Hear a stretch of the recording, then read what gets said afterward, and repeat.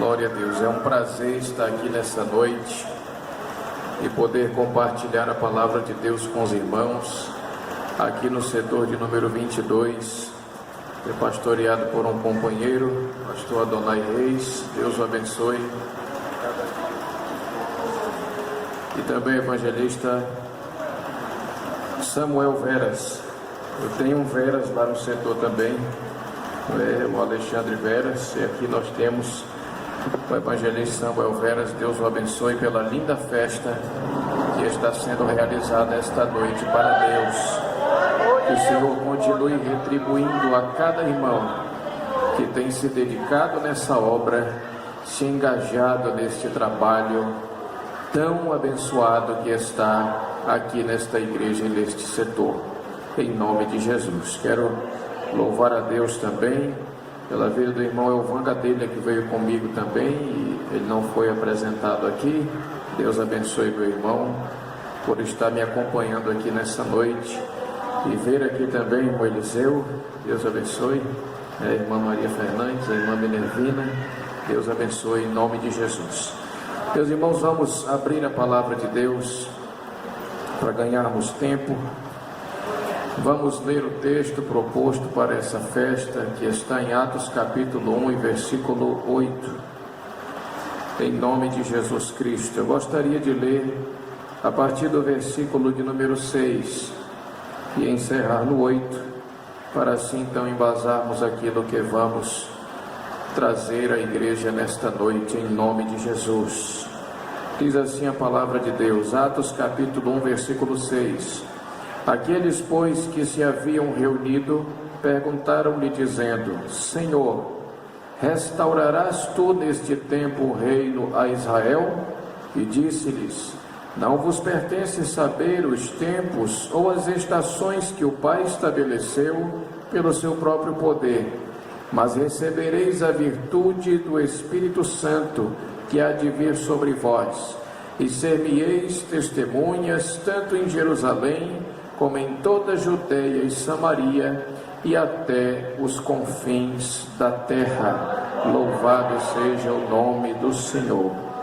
Queridos irmãos, nós sabemos que Lucas inicia este capítulo mencionando aquilo que podemos narrar como a assunção de Jesus aos céus. O Senhor está aqui citando suas últimas palavras na terra, antes de ser levado para os céus de volta. Lucas, na verdade, já havia escrito isso no último capítulo do seu livro também, no Evangelho de Lucas, capítulo 24, e versículo 49, dizendo: Eis que envio sobre vós a promessa de meu Pai, ficai em Jerusalém, até que do alto sejais revestidos de poder. E quando ele retoma os escritos neste capítulo, ele volta novamente a lembrar aqueles que estavam ali, do que Jesus havia falado antes de ser oculto pelas nuvens. E ele vem novamente nos dando esta evidência de que Jesus disse que ele enviaria uma promessa para aqueles que estavam ali, e que seria algo que perduraria para o futuro, para todos aqueles que viessem tornar-se discípulos de Jesus. Porém, meus irmãos, antes de Jesus citar este versículo vem como uma resposta a uma pergunta, a uma indagação dos seus discípulos. E a preocupação dos discípulos era: Senhor, nós temos certeza que Tu és a promessa que Deus havia feito no Antigo Testamento. Tu és o cumprimento de todas as profecias. Tu és verdadeiramente o Messias.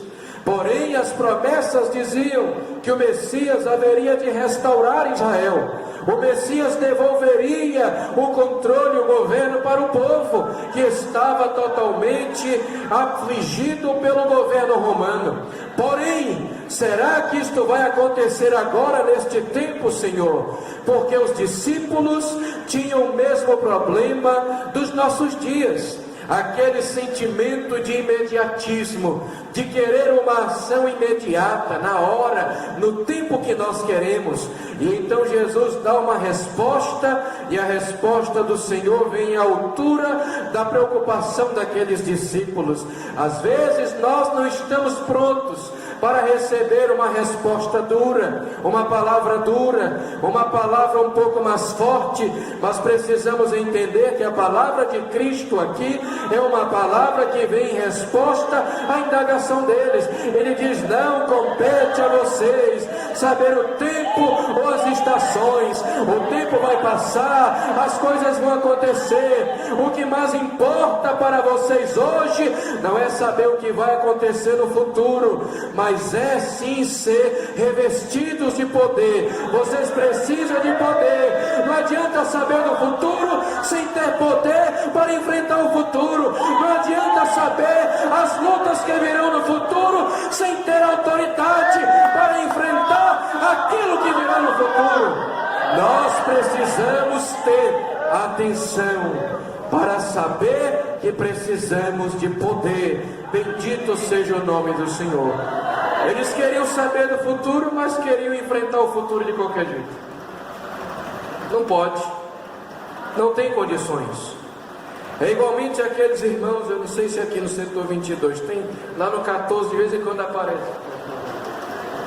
É aquele povo que se consagra e sai por aí fazendo a obra de Deus. Não que Deus me enviou, Deus me deu um chamado, mas para ele confirmar esse chamado, ele vai precisar usar um sacerdote. Não posso sair por aí e achar que eu sou ungido, achar que eu sou escolhido. Alguém vai precisar notar esta chamada na minha vida, e eu preciso sair debaixo do poder do alto para cumprir este propósito divino. Bendito seja o nome do Senhor. Quando o Senhor, meus irmãos, fala aos discípulos, é interessante porque o número de discípulos, o grupo, era insignificante diante da grande tarefa colossal que estava diante deles. Ir por toda Jerusalém, Judéia e Samaria e até os confins da terra. A palavra confins aqui é mesmo que extremidade da terra. Até o limite de toda a terra vocês devem ir.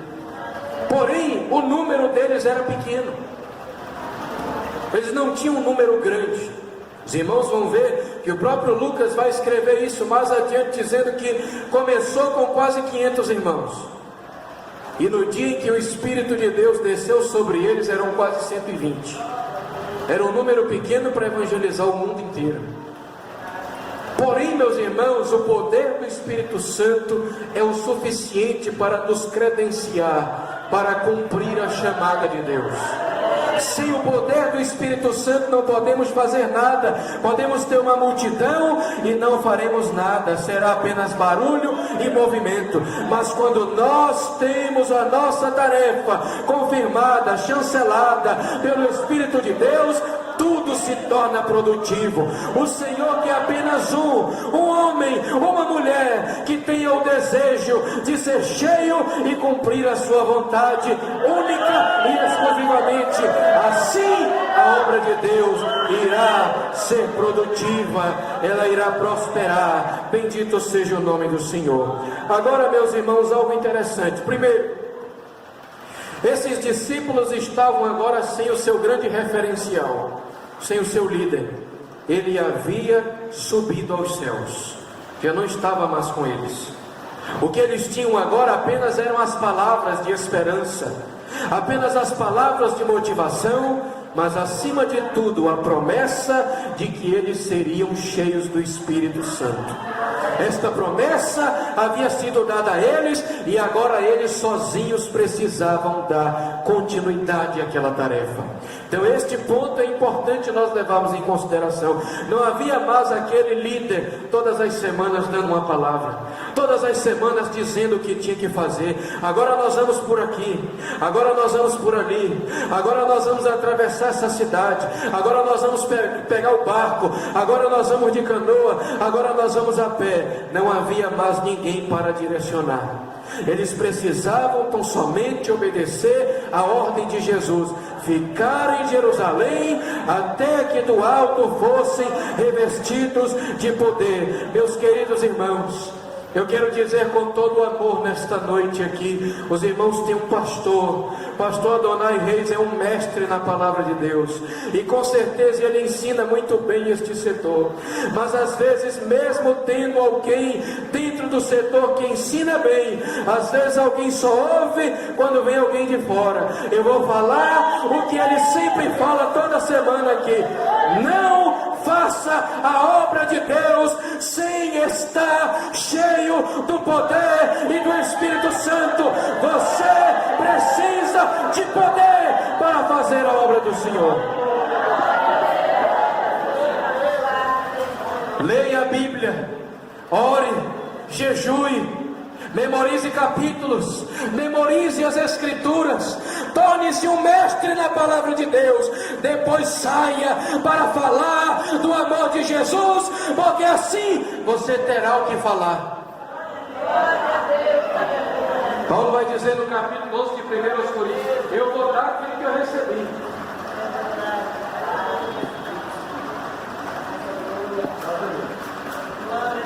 Aquilo que eu recebi do Senhor eu tenho vos ensinado. Não dá para falar de Jesus sem antes ter Ele dentro de mim, repousando, vivendo, preenchendo os vazios, as lacunas que existem na minha alma. Só poderei então falar quando estiver cheio dele. Uma certa vez um jovem ligou para um missionário que estava no Peru, e aquele jovem ligou eufórico para ele e disse: pastor, eu queria ir entregar minha vida pelo Peru. Ele disse assim: amém, então me fale dos seus estudos, como é o seu preparo para pregar a Jesus. E ele disse: pastor, eu só quero ir para o Peru entregar minha vida.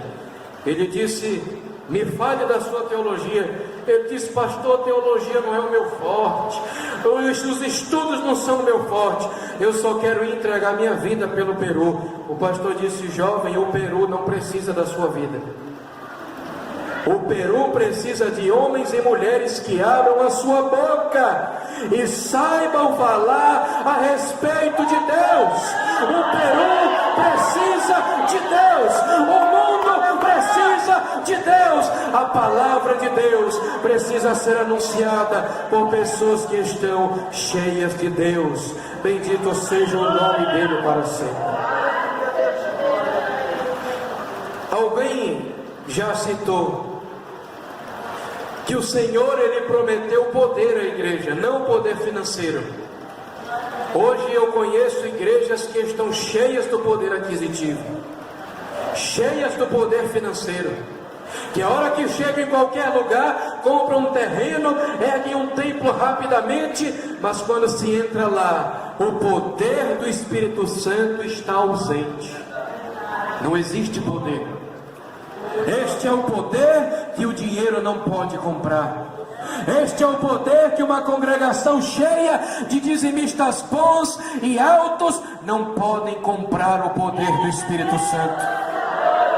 Alguém também já citou que existe o poder intelectual, o poder da mente, de alguém que pega um texto e esquadrinha esse texto teologicamente, muito bem organizadamente, que tem uma eloquência perfeita, um português bem colocado, as palavras muito bem ajustadas, mas não tem poder.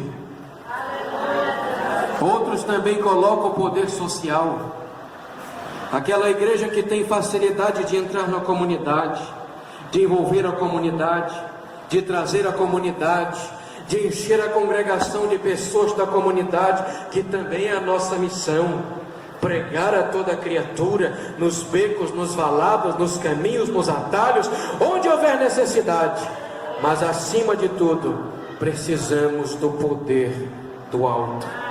Certa feita, William Booth, o fundador do Exército da Salvação, ele havia se convertido, foi ao templo e ele percebeu que os irmãos estavam todos muito bem arrumados, muito bonitos, o coral ajustado, mas quando o pastor fazia o apelo, ninguém vinha à frente. porque a igreja estava cheia de crentes. E então ele, incomodado com aquilo, começou a sair pelas ruas a convidar todas as pessoas que encontrava pela rua. Ele foi até a feira, encontrou todos os ambulantes que estavam ali, coletando comida do lixo, pegando o que sobrava das bancas, pessoas mal cheirosas, mal arrumadas. Ele trouxe todos para a igreja. Quando foi no domingo seguinte, William Booth havia cheio inúmeras poltronas daquele grande salão.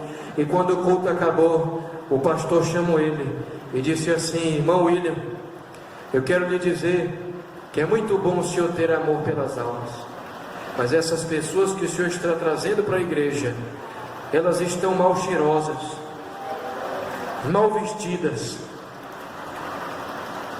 eles estão sujando as poltronas que os irmãos alugaram para colocar na igreja.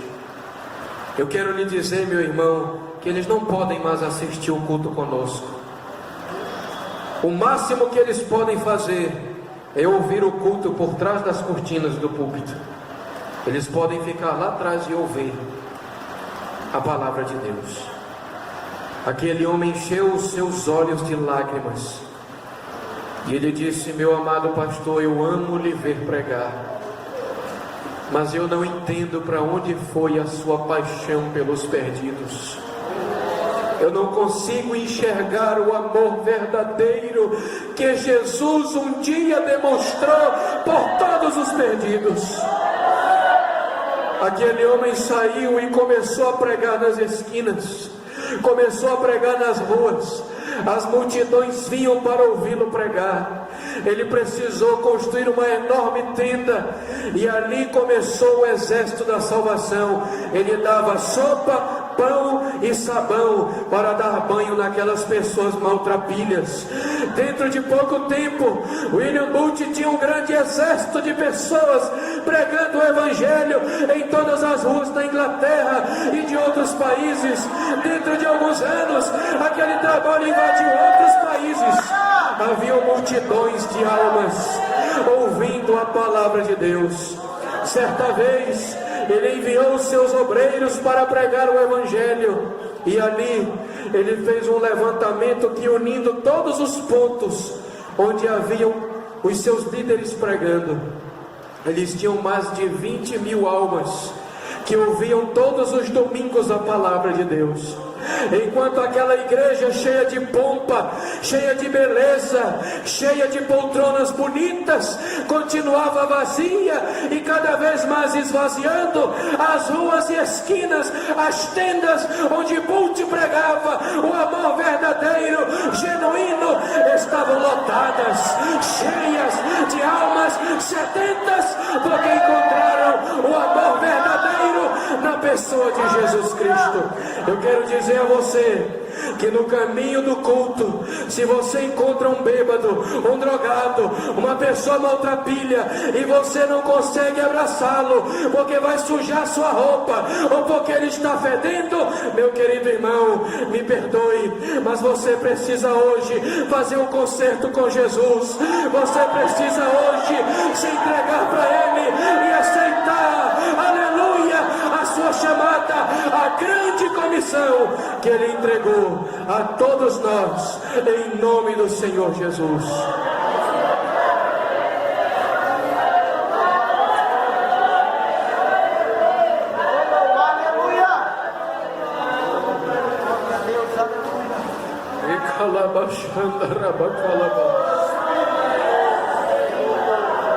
Eu tenho um sentimento, meus irmãos, de que nesses tempos a igreja precisa mais do que nunca ser embebida e batizada em um batismo que só o Senhor pode dar para nós. Vai muito além de descer as águas, vai muito além de falar em línguas estranhas. É ser tomado por uma paixão e uma compaixão incondicional por aqueles que estão perdidos pelas ruas, sem rumo, sem solução e sem salvação. A igreja precisa ser novamente impactada, sacudida por este sentimento precioso e nobre diante do Senhor. É interessante que a palavra de Deus, ela vai trazer algumas palavras que vão referir-se a poder ou autoridade. Se formos ver o Novo Testamento, possui a palavra exousia, que significa autoridade. A palavra kratos, que significa exercício da autoridade, alguém que exerce uma posição de influência sobre outros. A palavra tronos, que significa autoridade e força, alguém que exerce uma posição com força. Quando o profeta já disse, não é por força nem por violência, mas pelo meu espírito, diz o Senhor. A palavra bia, que significa força coerciva. Aqueles que são militares sabem o que é a força coerciva ou coercitiva, que é aquela força que reprime, que obriga e que penaliza. Existe a palavra também energia, que significa força em ação. E a palavra que mais se apropria ao livro de Atos capítulo 1 e versículo 8. Quando vamos ler o texto original, Lucas usa exatamente esta palavra para demonstrar o que Jesus queria dizer para nós.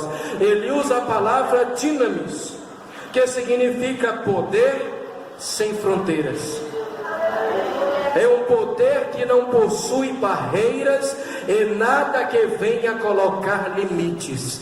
É um poder sem fronteiras. Um poder que nos faz cruzar as maiores divisões da vida humana para podermos cumprir a chamada do Senhor e a sua ordem. É dínamos. Se formos ver, por exemplo, o exemplo da lâmpada, o filamento que passa por dentro de uma lâmpada, ele é frio e escuro, até que a energia elétrica passe por ele, e aquilo ali então venha brilhar. Todos nós somos escuros e frios, tomados de trevas, até que o poder, a energia, o dínamos dos céus passe por dentro de nós e nós possamos cumprir a nossa chamada, o nosso papel, e venhamos brilhar sobre este mundo. Quando olhamos para Mateus capítulo 5, o maior sermão de todos os tempos, pregado pelo maior pregador de todos os tempos, o Senhor Jesus Cristo, ele vai dizer: vós sois o sal da terra e a luz do mundo. Não se pode esconder uma cidade edificada sobre o monte, e nem se acende a lâmpada e se coloca debaixo do alqueire, mas se põe no velador e ilumina todos que estão na casa. Assim brilhe a vossa luz diante dos homens, para que vejam as vossas boas obras e glorifiquem a vosso Pai que está nos céus. O que isso quer dizer para nós? Se nós formos ver a física, a maior unidade de medida que existe de velocidade é a luz. A luz corre 300 milhões de metros por segundo. Veja bem, 300 milhões de metros por segundo. 1,7 bilhão de quilômetros por hora é a velocidade da luz. Nada se compara à velocidade da luz. Nem um físico da atualidade consegue encontrar uma unidade mais rápida que essa. No entanto, Jesus falou isso há mais de 12 mil anos atrás. Por que será que ele nos comparou com a luz?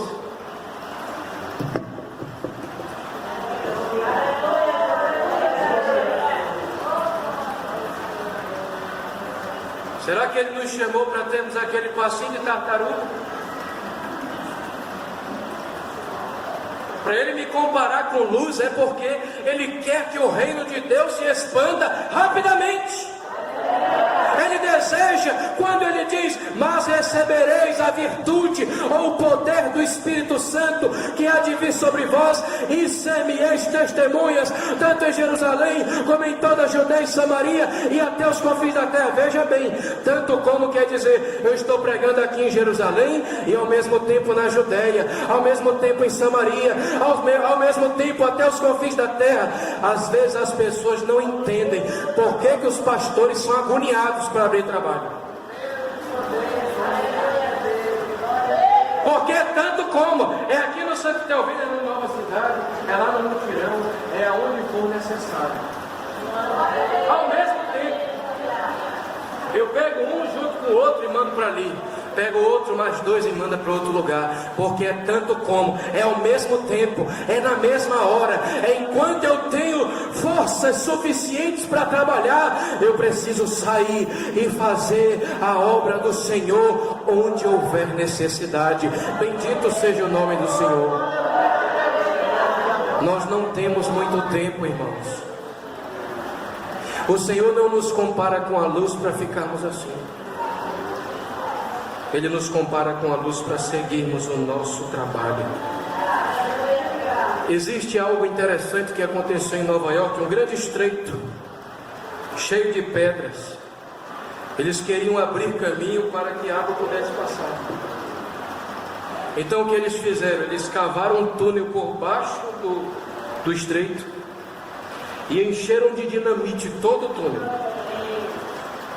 Naquele grande dia, eles reuniram toda a população e escolheram uma criança para apertar o botão da dinamite, para explodir tudo e abrir caminho para aquele estreito se tornar algo mais significativo.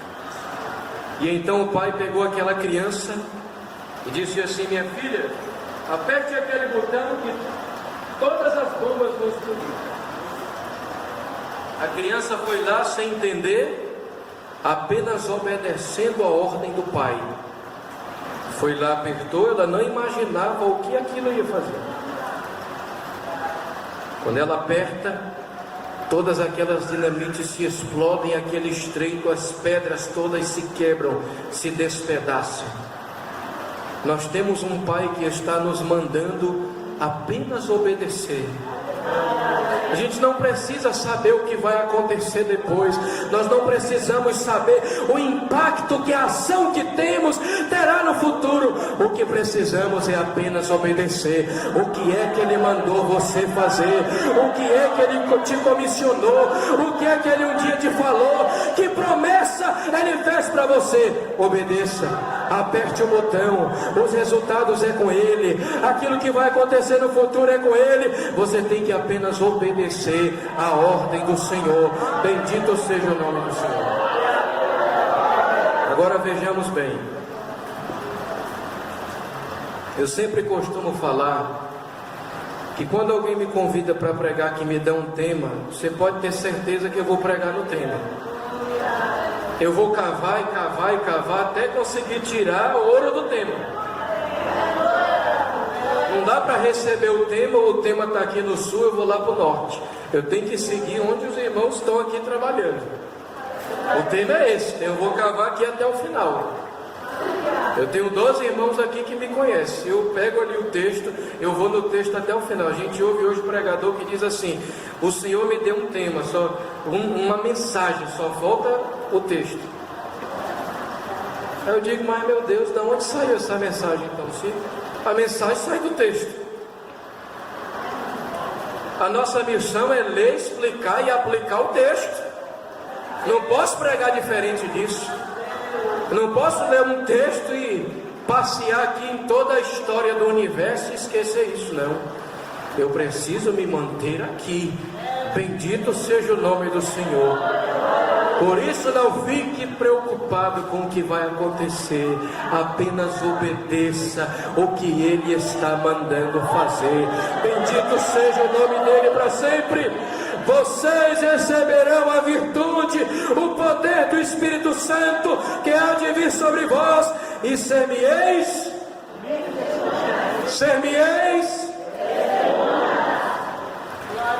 Eu não posso querer o poder do Espírito Santo apenas para me exibir.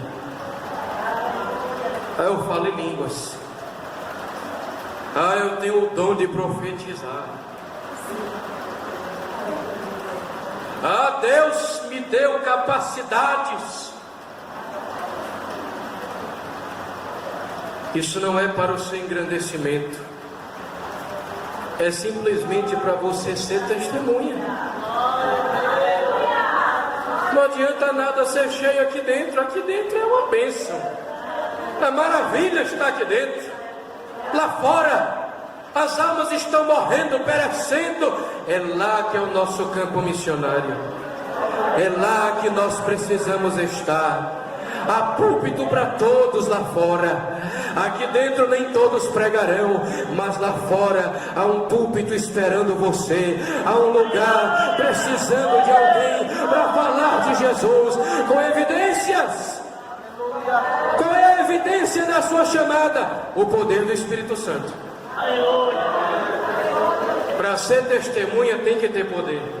A evidência que vai mostrar que eu sou uma testemunha de Jesus é o poder do Espírito Santo. Segundo lugar, a credencial que vai me outorgar autoridade. Certa feita, meus irmãos, em uma igreja, o pastor pregou a mensagem do Evangelho. E o homem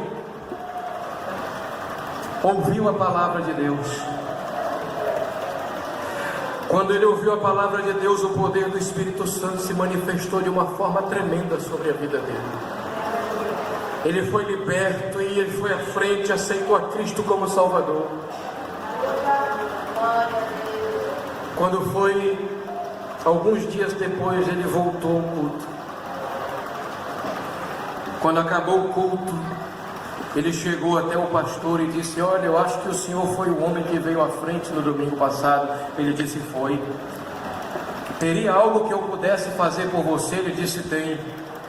Me dê uma igreja para que eu possa pregar o Evangelho. E o pastor olhou para ele e disse: bem, tem uma semana que o senhor aceitou Jesus. Eu não tenho como lhe dar uma igreja para pregar o Evangelho. Continue apenas vindo ao culto. Ele ficou 3 semanas sem voltar. 21 dias depois ele voltou. Quando o pregador encerrou o culto, ele olhou e disse: parece aquele irmão daquele dia, será que é ele? Quando acabou o culto, ele foi até ele. Ele disse: tudo bem, pastor? Ele: tudo bem, faz algumas semanas que o senhor não aparece aqui. Ele disse: tem algo que eu possa fazer por você? Ele disse: tem. Me dê uma igreja para eu pregar a palavra de Deus. E ele disse: o senhor pensa que eu estou cheio de igreja no meu bolso? Que eu posso chegar aqui e dizer: tome uma para você, uma para você, uma para você? Além do mais, você só vê apenas 2 cultos e apareceu hoje aqui de volta. Ele disse: é verdade, porque da última vez que eu saí deste culto aqui, eu saí deste culto e peguei essa estrada. No final dessa estrada eu encontrei um caminho. No final desse caminho encontrei um atalho. No final desse atalho eu encontrei um riacho e uma parede. Eu fiquei lá somente eu e a minha Bíblia. E eu falei: Senhor, eu não vou comer e nem beber nada. Só eu e o Senhor. Das duas uma, ou o Senhor me mata aqui, ou eu quero sair daqui consagrado e ungido para pregar a sua palavra. E eu fiquei 21 dias e 21 noites sem comer e sem beber. Eu lavava meu rosto no riacho e ficava somente a minha Bíblia e eu e aquela parede conversando com Deus. Na metade daqueles dias, o Espírito de Deus veio sobre mim. E o Espírito do Senhor falou para mim: eu te escolhi para pregar a minha palavra. E quando você estender as suas mãos, os enfermos serão curados, e aqueles que estão oprimidos serão libertos. Eu te escolhi. E ele disse: bem, então eu vou reunir com os obreiros da igreja na quarta-feira, o senhor volta no outro domingo. Quando ele chegou quarta-feira na igreja, ele reuniu os obreiros. Sabe o que foi que os obreiros disseram? Pastor, nós temos uma congregação do outro lado da cidade, é uma choupana que só tem 5 crentes. Ele é rude, ele é negro, ele não sabe lidar com as escrituras, logo ele vai perder esses 5 membros, e nós vamos dizer para ele: está vendo, você não era chamado. Entrega para ele essa choupana. Só era uma cabaninha de palha, que só tinha 5 crentes. Eles mandaram o irmão Dumas para lá. Anos depois estava, sabe quem?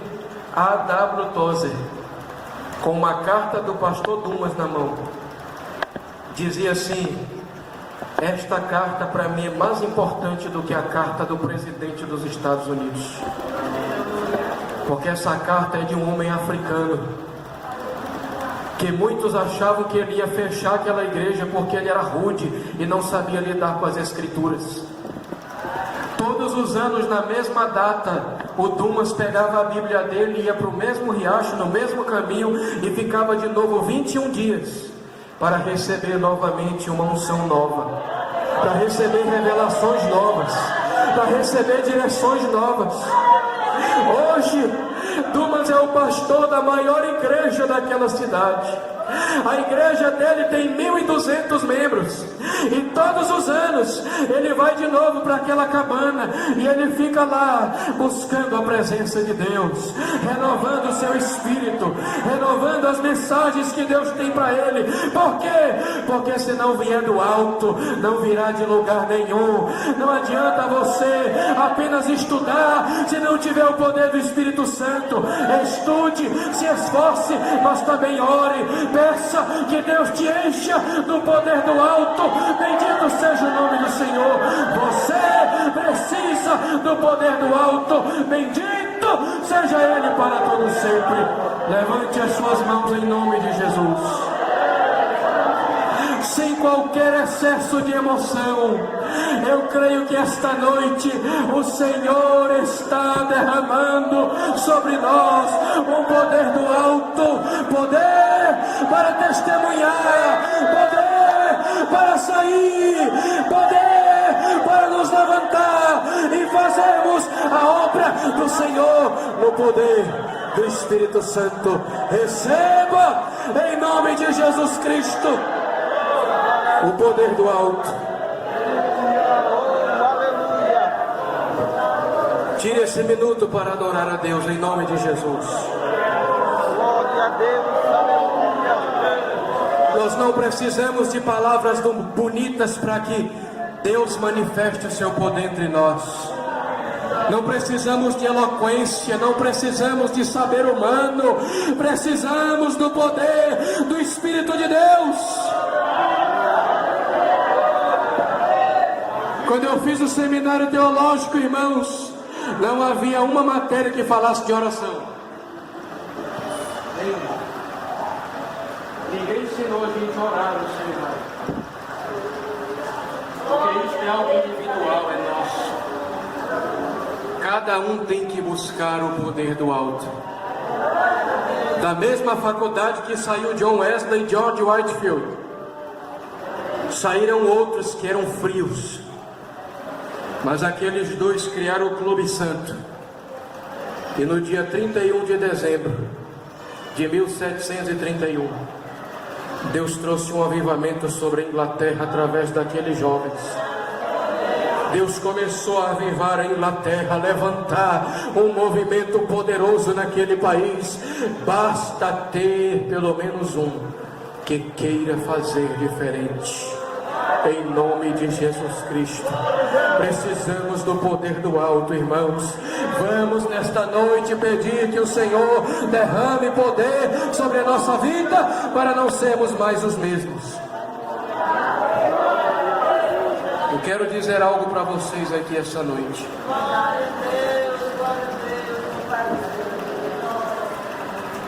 Enquanto estivermos acostumados com o evangelho natural, normal, coisas novas não vão acontecer.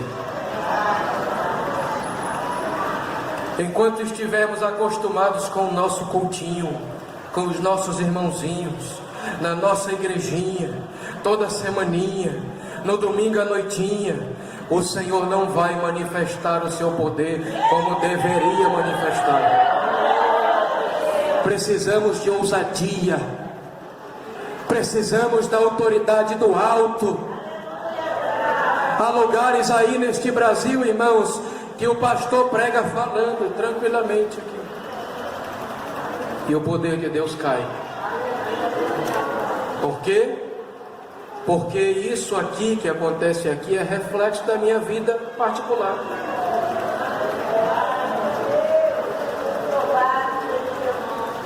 Não pode acontecer nada diferente se eu não tenho uma vida particular com Deus. Em outras palavras, eu não posso apenas querer que tudo aconteça aqui. É como o culto do Antigo Testamento, quando o Senhor chega no templo ali e limpa toda aquela bagunça, derruba as mesas, expulsa os cambistas. Quando ele faz tudo aquilo ali, por quê? Porque ele estava chegando no templo e comprando o culto pronto. O animal tinha que ser criado em casa. Aquilo ali envolvia expectativa, investia tempo, investia dinheiro para engordar o animal, para deixar o animal perfeito, bonito, e aquela pessoa ficava na expectativa: será que Deus vai receber o meu sacrifício?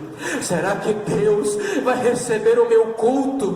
Será que Deus vai receber? Eu tenho preparado este novilho aqui tantos meses, será que quando eu levar diante de Deus vai ser aceito? O povo chegava na porta do templo e comprava um bicho crescido.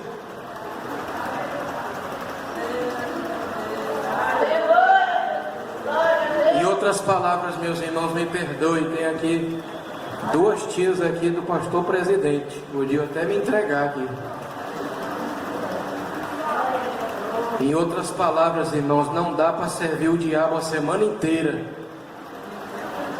e chegar domingo querer sentir Deus. Deus de glória. Oh, aleluia.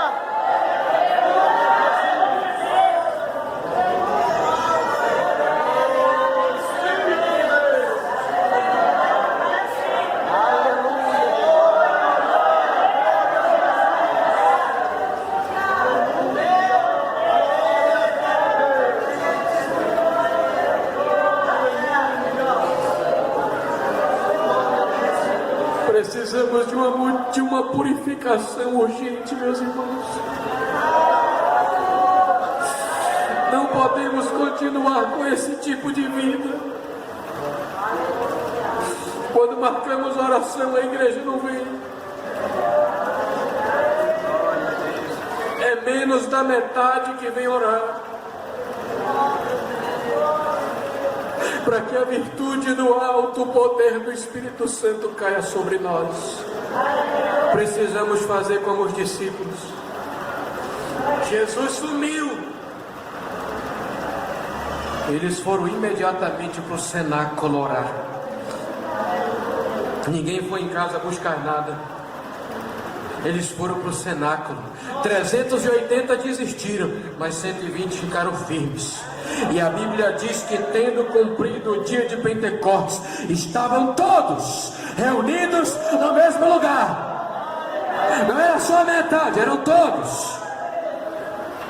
De repente veio do céu um som, como de um vento veemente e impetuoso, que encheu toda a casa. Como seria bom que este vento entrasse aqui neste templo hoje e soprasse sobre os crentes. E de repente foram vistas línguas repartidas como que de fogo, a qual pousava sobre cada um deles. E todos foram cheios do Espírito Santo e começaram a falar em outras línguas, conforme o Espírito lhes concedia que falassem. Eu creio que esta noite é uma noite de poder, e nós estamos aqui para sermos cheios de poder. O tema propõe isso: poder para testemunhar. Pastor Adonai, evangelista, se preparem. Deus vai encher pessoas aqui para testemunharem em todos os lugares. O setor 22, a congregação Santa Teovina 1, receberá pessoas que vão ser salvas, ganhas através da vida dos crentes que serão cheios aqui esta noite. Vamos nos colocar de pé, meus irmãos. Em nome de Jesus, nós vamos orar.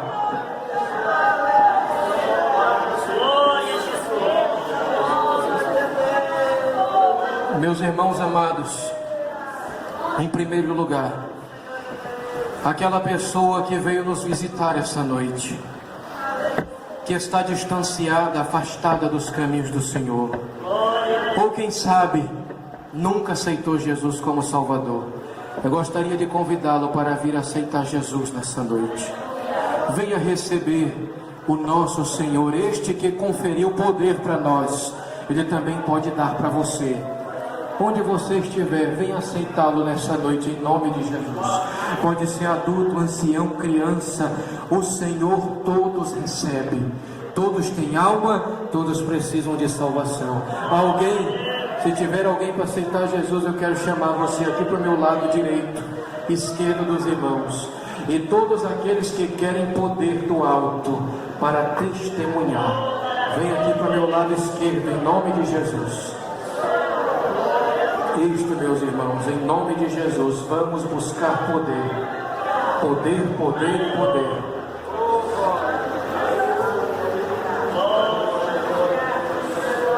Este é o poder, meus irmãos, que movimenta a comunidade.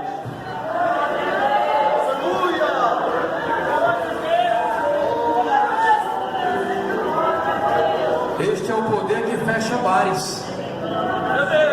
É o poder do Evangelho. O poder do Evangelho fecha as bocas de fumo. Os traficantes vão embora, se convertem. Algo acontece quando um avivamento genuíno vem sobre a igreja. Aleluia a Deus. Glória a Deus. Se tiver mais irmãos que querem poder, venha. Glória a Deus. O Senhor vai encher os irmãos, as irmãs aqui.